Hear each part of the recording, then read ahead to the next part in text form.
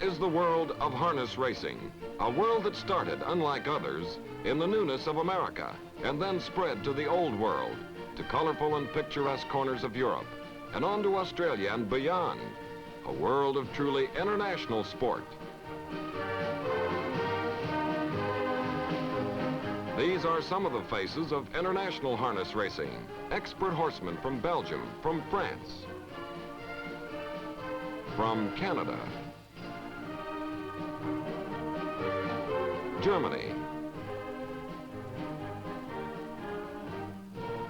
Argentina, and from the United States. Modern harness racing thrills millions every year, and among the biggest thrills of all are the great international classics that bring the top stars of Europe and Australia and New Zealand to the United States to face our best. International harness racing is not really new. American trotters were exported to France some 75 years ago, and in 1888, an American trotting mare named Misty Morning won in Paris against Russian and French stars, and then toured Germany and Austria with other American-bred trotters. But the horse that really fired the imagination of the trotting world everywhere, the horse that inspired the idea of international competition on the grand scale, was this majestic and magnificent animal, Greyhound, greatest trotter in the long history of harness racing, and one of the most remarkable horses of any breed of all time.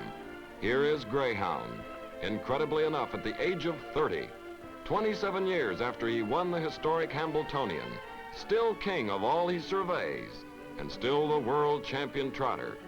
His world record for 1 mile has stood since 1938, and he set more than a dozen other world marks as well.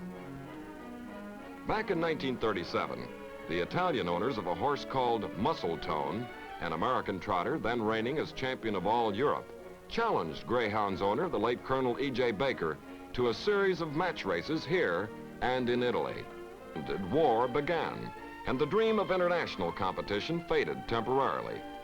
With the world back to normal in 1952, and with Greyhound safely in pasture, a French and Italian trotter raced here. And by 1959, international trotting became a reality at Roosevelt Raceway in New York. To get an idea of the international picture, let's look at the preparations for just one European horse. Here at Monticello in Italy, New Star finishes final drills for the International. 7 months earlier, Roosevelt officials in New York began contacting owners of the best trotters in all Europe, working out the hundreds of details needed to bring horses to the United States from Germany, Italy, Belgium, and France. Cablegrams and telephone calls poured back and forth across the Atlantic. Finally, training completed, New Star goes on the road, a road 3,000 miles long. Speculation also goes on with feeling and fervor about the relative merits of the international field. New Star goes to Milan by van, and then to Paris by air, where Belgian, French, and German stars join her for the flight across the Atlantic. Safe in this country, the Europeans get their ground legs back and are joined by Ordeal of New Zealand and Tie Silk of Canada.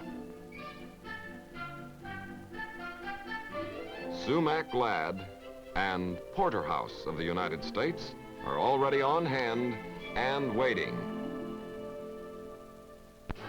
And then the big moment arrives. The fans begin rolling into Roosevelt Raceway early for the Classic. And by post time, thousands are on hand. There is real drama as the field is introduced. Number 1 is Porterhouse of the United States, driven by the veteran Earl Avery. Next is France's majestic Nicias Grandchamps, driven by Jean Goujon. Argentina's Thomas Atkins, delayed by riots in South America, was withdrawn, so next in line was the American champion Sumac Lad with driver Stanley Dancer. Number 5, Tie Silk of Canada, Keith Waples, the driver. 6 is Mon Poulot of Belgium, Michael Martin's up. Then, Italy's New Star, with Walter Baroncini in the sulky. Eidelstetter of Germany carries number 8, and driver Hans Fromming, one of Europe's most successful. The field is completed by Ordeal of New Zealand, driven by her owner and trainer, Bill Bradley. An ovation for South America's mystery horse, Thomas Atkins, who was lost for nearly a week but overcame rebellion and intrigue to make the 10,000-mile journey from Buenos Aires, only to arrive too late to race after his odyssey. Starter Steve Phillips gets the field in line, and here is the fruit of the labor of years, the realization of the dream that began with Greyhound. Track announcer Jack O'Hara gives the call. On the inside porterhouse as Sumac Lad ranges up on the outside. Sumac Lad takes the lead. Nicias Grandchamp goes into second position. Porterhouse along the inside is third. Ordeal is fourth. On the outside, Montpulot is fifth. Come past the stands, and Sumac Lad is in front. Nicias Grandchamp on the outside.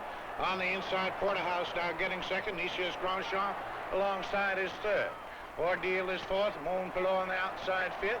Ty Silk is sixth. The New Star is seventh, and Eidelstetter is eighth. Into the turn, and it's Sumac Lad in front. Nicias Grandchamp on the outside in second position. On the inside, Porterhouse third. Ordeal along the inside fourth. Montpulot is fifth. The inside, Ty Silk is sixth. That's New Star on the outside seventh. Eidelstetter is eighth. The quarter time was 30 1/5. Midway of the backstretch, and it's Sumac Lad leading by 3 parts of a length. Nicias Grandchamp is second. Porterhouse is third. Ordeal is fourth. Months of planning, years of training, but in just minutes of action, these great trotters that have traveled thousands of miles will cover another 1.25 miles that will mark one of them as the reigning international champion. There is no room for error in gait or judgment.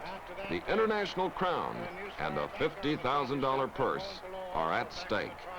The half-mile time, 1:02 2/5. Past the stands, and it's Sumac Lad in front as Ordeal rushes up on the outside, getting second. Nicias Grandchamp is third. Porterhouse is fourth. Ty Silk is fifth. That's Eidelstetter sixth. Then comes a New Star seventh, and Montpulot is eighth. Three-quarter time, 1:34 flat. Straighten out on the backstretch, and it's Sumac Lad leading by a length and a half. That's Ty Silk rushing up on the outside, getting second. Ordeal along the inside is third. Porterhouse is fourth. Nicias Grandchamp drops back to fifth. On the outside, Eidelstetter is sixth. The New Star is seventh. Montpulot eighth. The mile time, 2:04 3/5. Right on the turn, Sumac Lad on the inside, and Ty Silk right alongside, heading in for the lead. Porterhouse moves up a closer third. Ordeal is fourth. Into the stretch, Sumac Lad along the inside, Ty Silk on the outside. Porterhouse is third. Eidelstetter fourth, and Ordeal is fifth. On the inside, Sumac Lad and Ty Silk on the outside. Head and head, nose to nose, right down to the wire. Look at it, Ty Silk, the winner of the Great International. Sumac Lad second, failing to defend his crown. Then comes Porterhouse third. After that, it was Eidelstetter fourth. On the outside, New Star. Ty Silk of Canada, the winner in this international. And truly international emotions of joy, knowing no boundary lines, turn up in familiar fashion in the winner's circle.